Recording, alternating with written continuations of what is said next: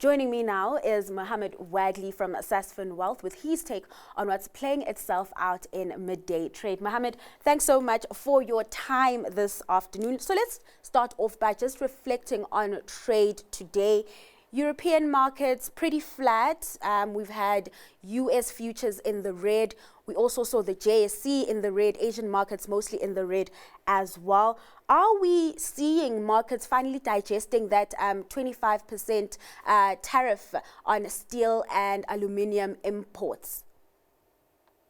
Hi, Ntaling. First of all, it's a pleasure to be on the show. And then to answer your question, I think, yeah, that's definitely a part of it. What I would say is that I think the market's actually been really measured in sort of the response that I suppose globally, not just with reference to South Africa, you know, how the markets reacted to this discourse around tariffs. Yeah. Now, you know, given sort of how trigger happy the Americans have been, you know, just in terms of sort of threatening tariffs and then suspending those tariffs, I really think, you know, we've almost taken it with a pinch of salt, just in the sense that it seems to me the market's gotten this understanding that, you know, a lot of this is negotiable. So you may say it today, that doesn't mean it's sort of set in stone, a hard and fast type of rule. And from that perspective, I think the markets have been pretty measured in their response. Now, sort of, you know, leaving that aside, there's not actually been too much else really driving the market. It has been sort of relatively bare from a company specific news. And I think broadly speaking, we're kind of just waiting and watching. But again, I should note that there is a sense of sort of risk-off sentiment prevailing here. We're looking at gold around $2,900 an ounce, which is as high as sort of it's ever been. And I think that also paints a picture of investors maybe waiting on the sidelines a bit, but not actually sort of as pessimistic as is being made out to be. Now, amid those trade fears, there are also fears that some of Trump's policies could push inflation further away from the Fed's target. Could we see that play out in tomorrow's print? Well, so yes, I think that's a very fair point, and it's absolutely key. In fact, Mr. Powell is speaking a little bit later today before the print tomorrow. He's going to be speaking to Congress. I think that's really what everybody's going to be keeping an eye out for, like how have these tariffs, or how will these tariffs affect sort of the rate cutting cycle? How will it affect sort of the management of inflation, which I think really was the big story of the past couple of years. You know, we haven't really heard too much about it given sort of everything else that's been going on, but that is a key focus and is a potential market mover. So I think we'll get a bit of a guideline a little bit later today when Mr. Powell does speak to Congress, and then I suppose that'll be reinforced tomorrow when we do get the print. But yes, still very, very important and still very noteworthy as these things can move the market. Let's move over to some company news. As you said, it's been quite thin, but there's been news out of Europe. BP out with numbers, Q4 numbers, profits plunging on weaker refining margins, but the group has pledged to reset its strategy. How confident are you in that turnaround plan, considering all the issues that have been taking place at BP? They've changed CEOs. There's just been quite a lot happening on that front. Yeah.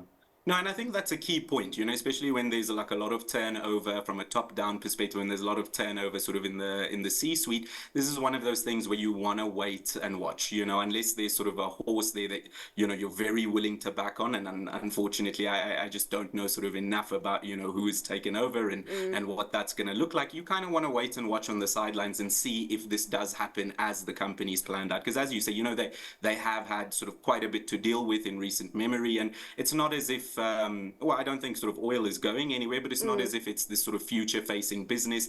I think given sort of other issues that are sort of facing the world, it may be that they'll do well in the short term, but I would sort of wait and watch to see how the turnaround actually plays out before, you know, investing again.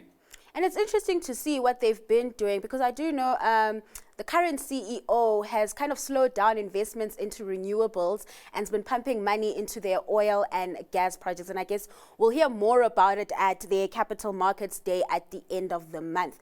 There was also news around an investor, Elliott Management, upping their stake in BP, which also saw that share price shooting up, I think 7-8% at one point yesterday.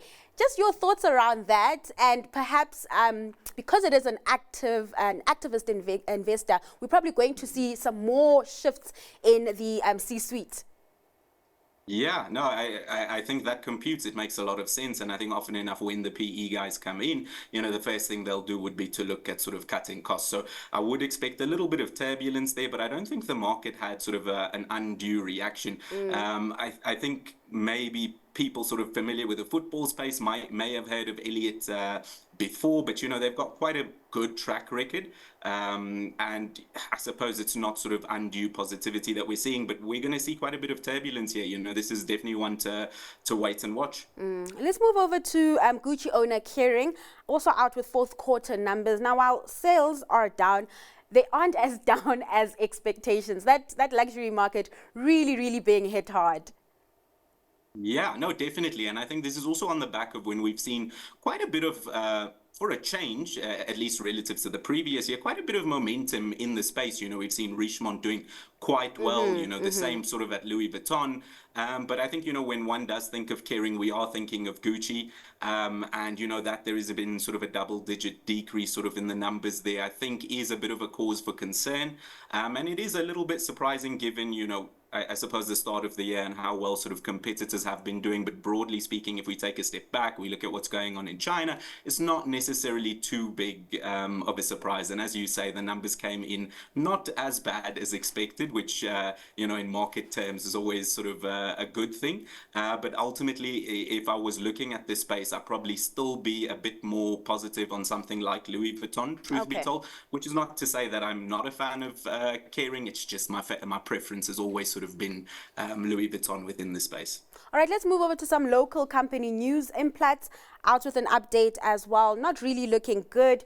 They've warned of an earnings plunge of up to 49% due to lower rand revenue. Your thoughts on that update, Muhammed? Look, it doesn't make for great reading. That's a near 50% drop. But broadly speaking, this was expected. We're seeing very soft metal prices. We're seeing a stronger rand. So within that context, I don't think it was too much of a surprise. Having looked at sort of Anglo-Plat's results last week as well, I would say that this was somewhat expected. We're just looking at sort of soft PGM prices. I think that's really the bottom line. And I think within that context, it actually wasn't sort of the worst set of numbers. I should note that they're expecting EPS to actually rise.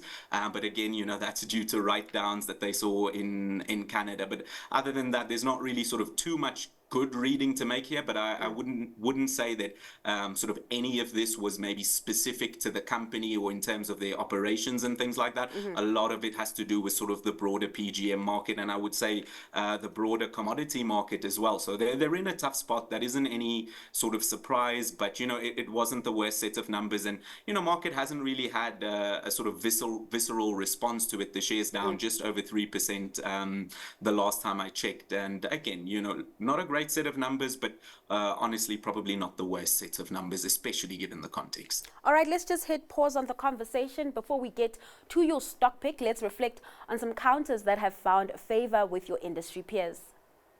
It's a tech that is very defensive, and I think with the advances in AI, I think they will be able to add more features into their offerings and be able to essentially extract more value out of their customers. I mean, the Copilot product is not yet even halfway in terms of being utilized. So I think that their cloud and AI products would be a big driver going forward. Absolutely.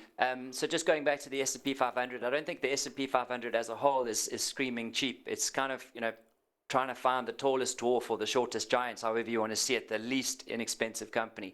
So, Alphabet's on a forward PE of 20, which I don't think is excessive for a company of their quality. A lot of cash on the balance sheets, and you just mentioned, all the businesses within Alphabet. YouTube revenue is around $55 billion a year. That's more than Netflix alone, just that. So, I think what's going on in AI is exciting. These guys are really smart. They wouldn't be spending this CapEx if they didn't think the risk-adjusted return would be worth it. So that's why Alphabet is my stock pick tonight. So both Zwelakhe and Andrew betting on US tech stocks, Microsoft and Alphabet amid that AI boom. Your thoughts on those counters?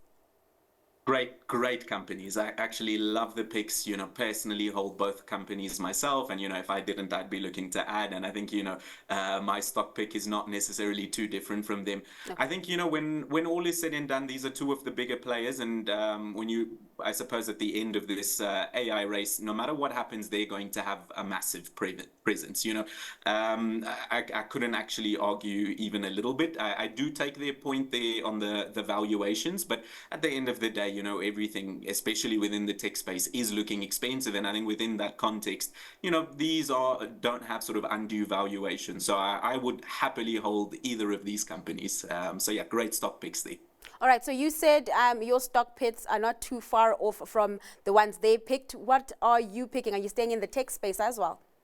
Very much the case. So I'm going to go for Meta as my pick. Obviously, they're the biggest social media company in the world. They've got a massive presence in the AI space already, and they've been pretty much one of the biggest, that sort of general AI spend, the most aggressive at pushing their data center rollout.